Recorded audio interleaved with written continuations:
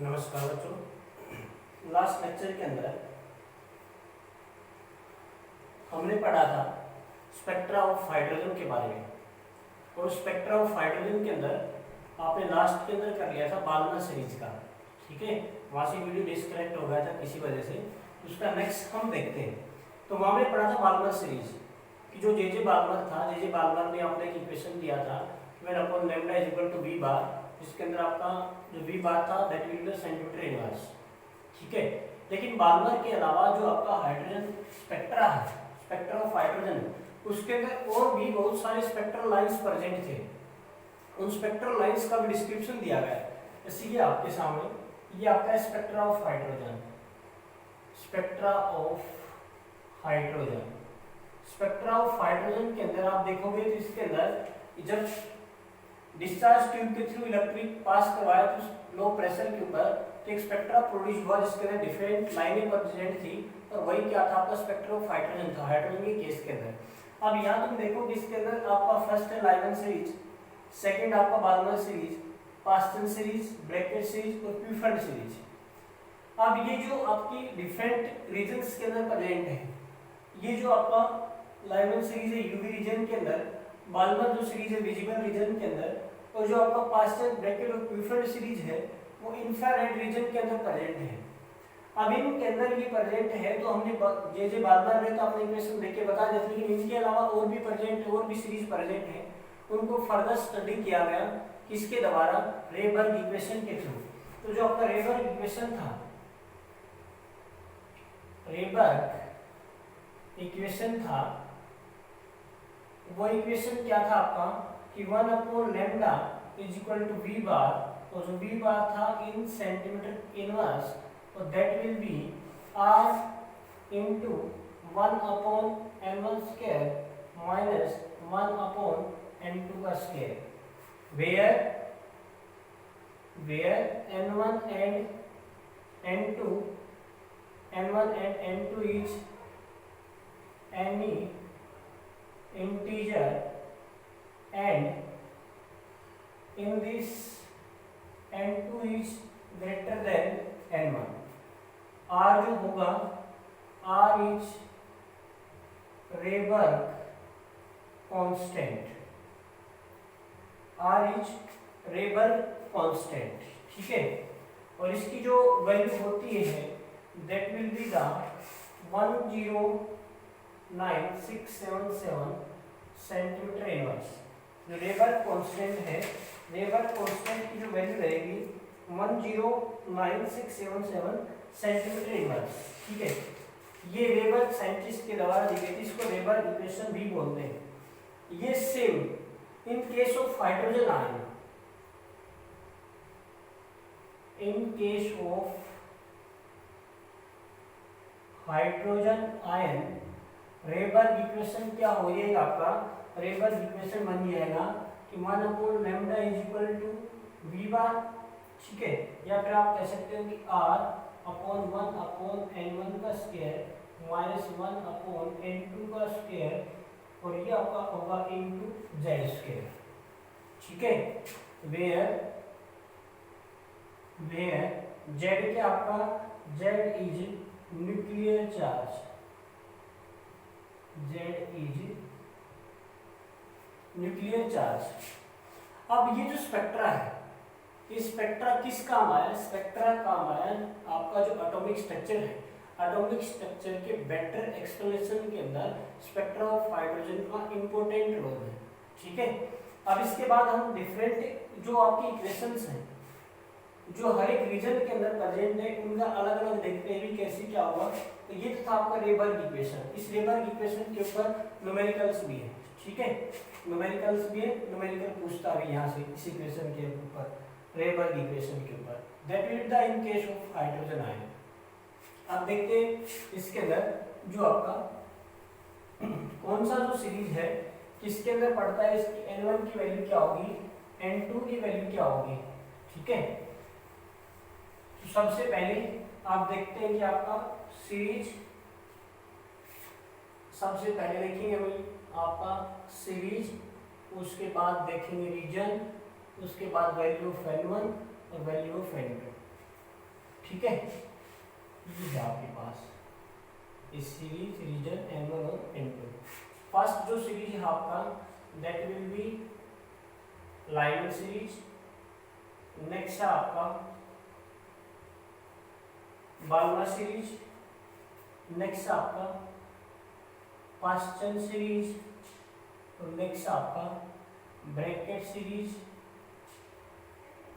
और नेक्स्ट है आपका प्यूफंड सीरीज।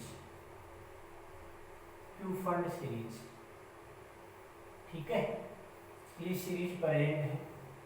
इन सीरीज के अंदर कौन कौन क्या क्या होगा वो देखो। इसके अंदर फर्स्ट है जो रीजन है, लाइनर सीरीज किसके अंदर है, यूवी रीजन के अंदर, ठीक है। बाल्मर सीरीज विजिबल रीजन के अंदर। पास्चन ब्रैकेट और प्यूफंड, पास्चन ब्रैकेट और प्यूफंड आपका किसके अंदर है, इंफ्रारेड रीजन के अंदर।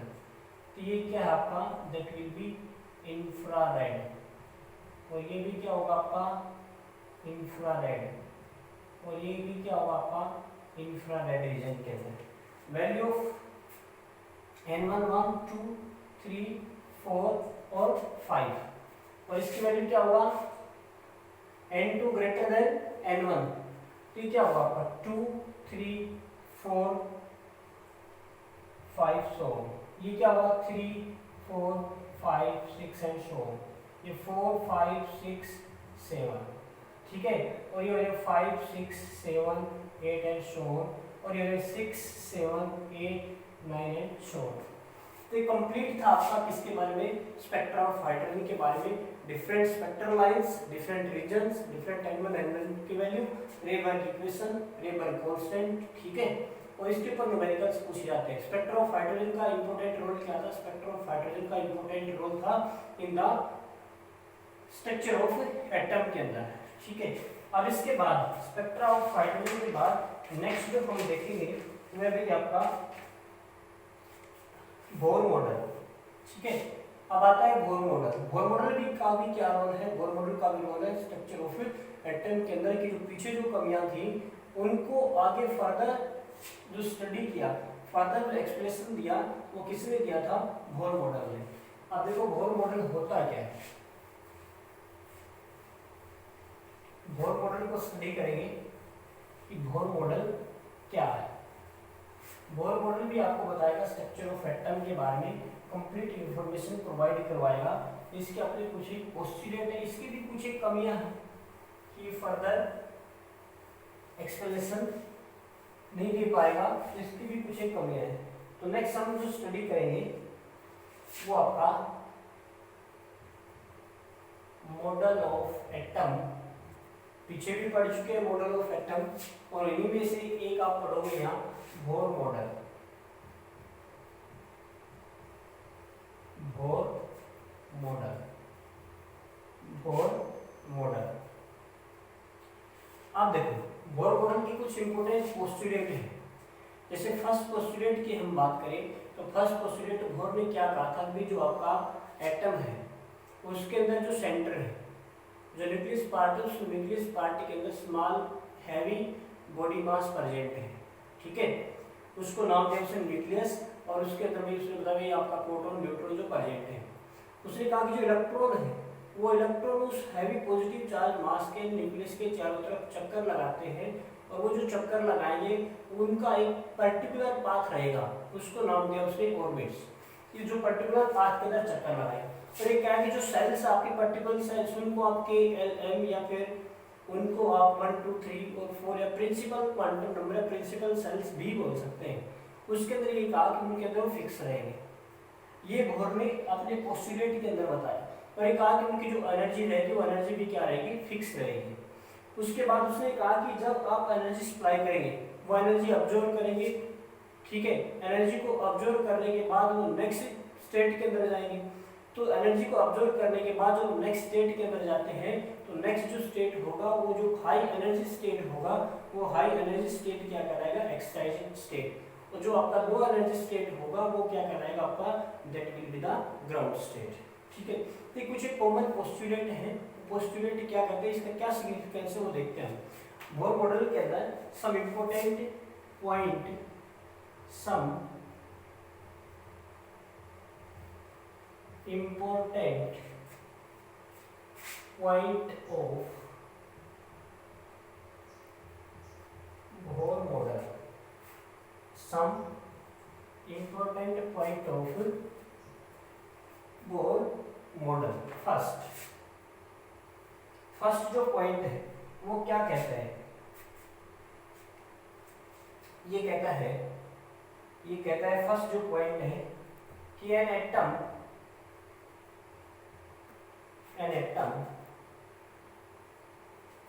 consist of a small heavy positive mass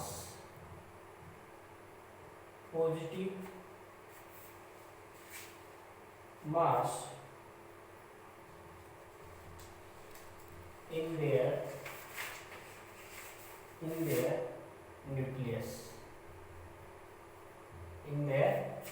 nucleus. Second जो पॉइंट है वो कहता है the electron revolved around them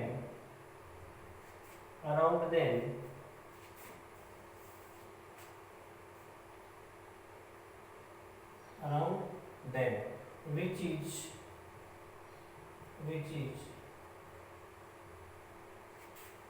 known as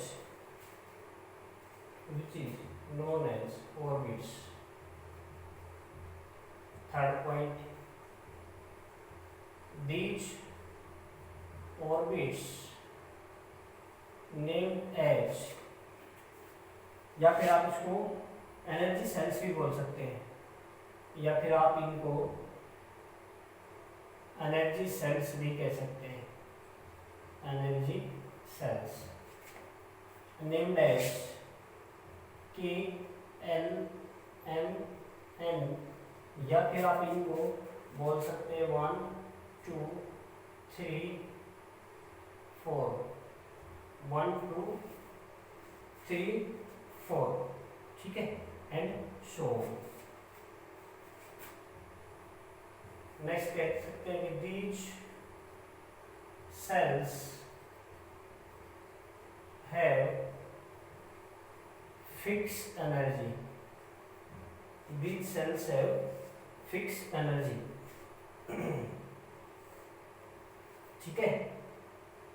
next कह सकते हो कि when electron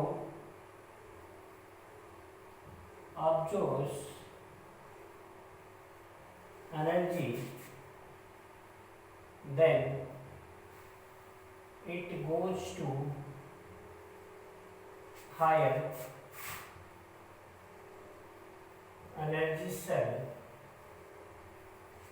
and that state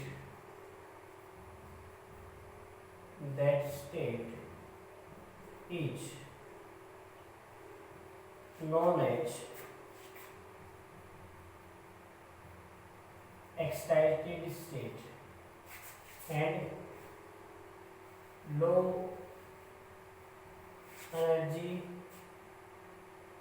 cell known as ground state. Low energy cell is known as ground state. देखो क्या कहता था बोर मॉडल ने, क्या था बोर मॉडल ने कहा कि आपका जो न्यूक्लियस है, न्यूक्लियस के अंदर एक स्मॉल पॉजिटिवली हैवी मास चार्ज प्रेजेंट है, ठीक है, आपके न्यूक्लियस के अंदर, और इस स्मॉल हैवी चार्ज मास के चारों तरफ क्या करते हैं, इलेक्ट्रॉन्स रिवॉल्व करते हैं एक पर्टिकुलर पाथ के अंदर, ठीक है, उस पर्टिकुलर पाथ को नाम दिया उसने ऑर्बिट्स। और ये कहता है कि जो ऑर्बिट्स है, सेल्स है, इनकी फिक्स एनर्जी होती है, इलेक्ट्रॉन्स का भी एनर्जी फिक्स रहेगा। इन सेल्स को नाम दें के एल एम एन, या फिर आप उसको बोल सकते हैं 1 2 3 एंड 4, ठीक है, ये आपके प्रिंसिपल सेल्स भी बोल सकते हैं इनको। थर्ड ही कहा कि उसने ऑर्बिट्स के अंदर orbits named K L M N the shell have fix energy, इनकी एनर्जी क्या रहेगी, फिक्स रहेगी। इलेक्ट्रॉन एनर्जी को ऑब्जर्व करेगा, ऑब्जर्व करेगा तो क्या करेगा, हाई एनर्जी स्टेट के अंदर जाएगा। तो जो हाई एनर्जी स्टेट होगा वो क्या कहलाएगा, आपका एक्साइटेड स्टेट, और जो लो एनर्जी स्टेट होगा वो क्या कहलाएगा, आपका ग्राउंड स्टेट कहलाएगा। तो बोर ने क्या क्या कुल मिला के इसके जो मोस्ट ऑफ द पार्ट थे स्ट्रक्चर के बारे में, मॉडल जो आपका स्ट्रक्चर ऑफ एटम बताया उसके बारे में उसने इंफॉर्मेशन प्रोवाइड कर दी थी। तो इलेक्ट्रॉन की एनर्जी के बारे में बता दिया था कि इलेक्ट्रॉन का एनर्जी आपका फिक्स होगा, फिक्स जो रीजन है स्पेस है उसके अंदर आपका इवॉल्व करेगा। सेल्स के अंदर नंबर ऑफ इलेक्ट्रॉन आपके इतने आएंगे कि एनर्जी होगा, वो कंप्लीट इंफॉर्मेशन बता देता है। यानी आप ये कह सकते हैं कि मोस्ट ऑफ द पॉइंट इसके क्या थे, सक्सेसफुल थे स्ट्रक्चर ऑफ एटम के बारे में। अब बात करें नेक्स्ट इसके अंदर कि भी जो आपका सक्सेस था ऑफ बोर मॉडल का वो क्या था। सक्सेस तो मेन तो यही था कि इसने जो पॉइंट पीछे एक्सप्लेनेशन नहीं आए थे उन पॉइंटों को इसने क्या कर दिया था, एक्सप्लेन कर दिया था। मोस्ट ऑफ पॉइंट को इसने क्या किया, एक्सप्लेन किया, तो जिसकी वजह से इसको क्या मिला, सक्सेस मिला। भाई इलेक्ट्रॉन का पाथ बता दिया, एनर्जी सेल्स बता दी, ठीक है, उनकी एनर्जी के बारे में बता दिया, सक्सेस था।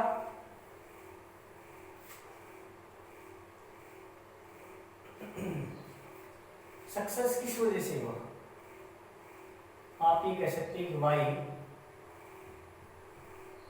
Bore model success, why Bohr model success, क्यों सक्सेस हुआ, उसके पीछे रीजन क्या थे।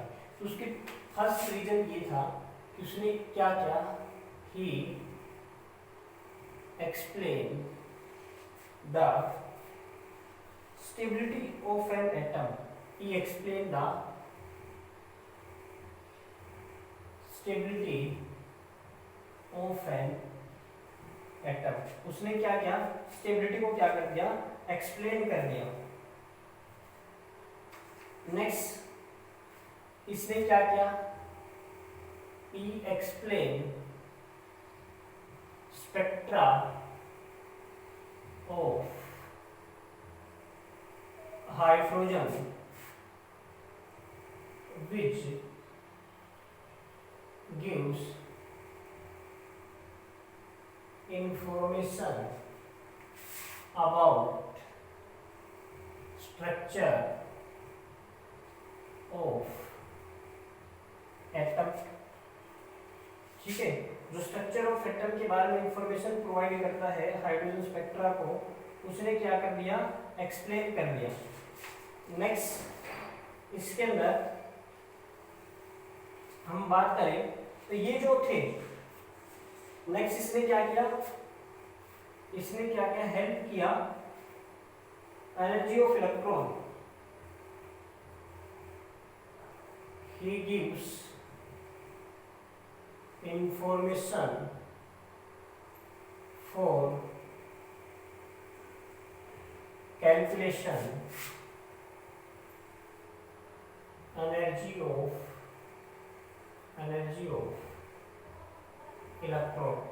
इलेक्ट्रॉन की जो एनर्जी थी उसको कैलकुलेट करने के अंदर इसने कहा कि आपका जो En क्या होगा, that will be the 2 pi square Me4 upon n square और that will be h square, ठीक है, ये एनर्जी के बारे में। नेक्स्ट इसने क्या किया, हाइड्रोजन लाइक के लिए एनर्जी फॉर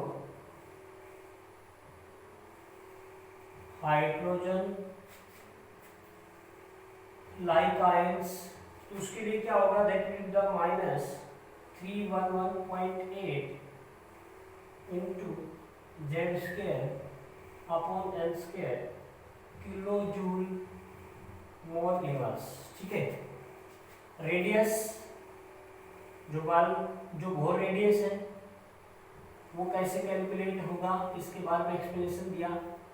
वो बोर रेडियस कैसे कैलकुलेट होगा, that will be the 0.0529 N square upon Z, ठीक है, नैनोमीटर।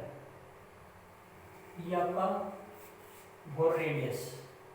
उसके बाद बात करेंगे वेलोसिटी, वेलोसिटी के बारे में कि भी आपका वेलोसिटी कैसे कैलकुलेट होगा इलेक्ट्रॉन का।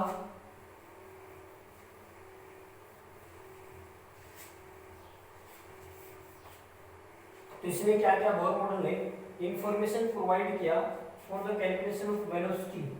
तो ये क्या होगा आपका V N, that will be the V nought into Z upon N, ठीक है। वी नोट क्या आपका velocity of the electron, V nought is velocity of the electron, ठीक है, फर्स्ट ऑर्बिट के अंदर जो आपका है वेलोसिटी ऑफ इलेक्ट्रॉन। तो ये जो थे जिनके बारे में इंफॉर्मेशन प्रोवाइड किया, और इन सभी इंफॉर्मेशन प्रोवाइड करने की वजह से जो आपका बोर मॉडल था, तो बोर मॉडल ने इतना सक्सेस किया। लेकिन हर एक जो मॉडल है वो जो अपना कुछ फायदे देते हैं तो उसकी कुछ लिमिटेशंस भी होती है। वो लिमिटेशंस क्या थी वो देखो। नेक्स्ट आपका इस सक्सेस के बाद limitation, limitation of Bohr model, limitations of Bohr model. First तो यही है कि it can not explain the spectra of multi electron atom. भाई हाइड्रोजन जो था उसके अंदर तो उसने एक्सप्लेन कर दिया, लेकिन ज़्यादा जो थे उसको ये एक्सप्लेन नहीं कर पाया, ठीक है। जो एक से ज़्यादा इलेक्ट्रॉन कंटेन करेंगे मल्टी इलेक्ट्रॉन, उसके स्पेक्ट्रा को अच्छे से एक्सप्लेन नहीं कर पाया। सेकंड ये it can not final explain spectra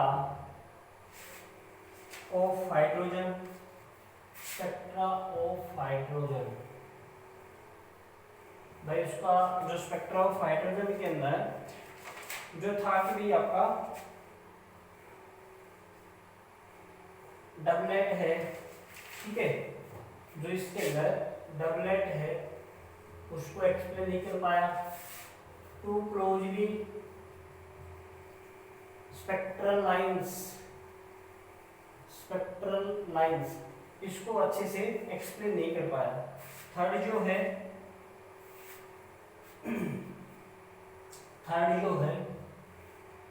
effect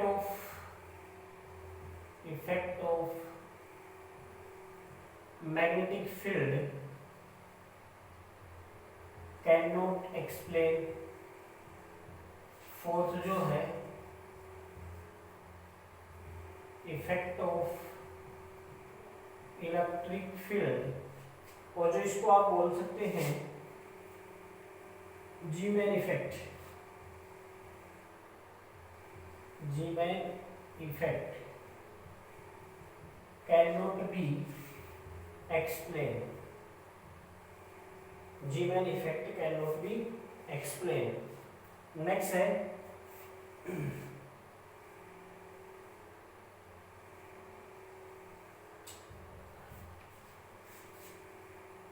next आप कह सकते हो it cannot provide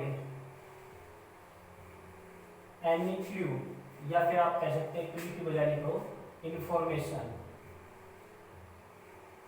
can not provide information shape of molecule,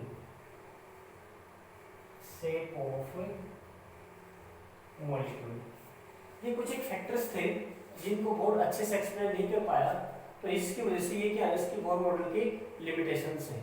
तो ये था आपको भाई बोर मॉडल है क्या, कैसे क्या, इसके ऊपर भी कुछ एक न्यूमेरिकल्स रहेंगे, वो आपको फर्दर करवाएंगे इन एनर्जी के बारे में, इलेक्ट्रॉन की एनर्जी, वेलोसिटी, इन सभी के बारे में वो आपको फर्दर आगे एक्सप्लेन करवाएंगे। आज के लिए इतना ही, थैंक यू।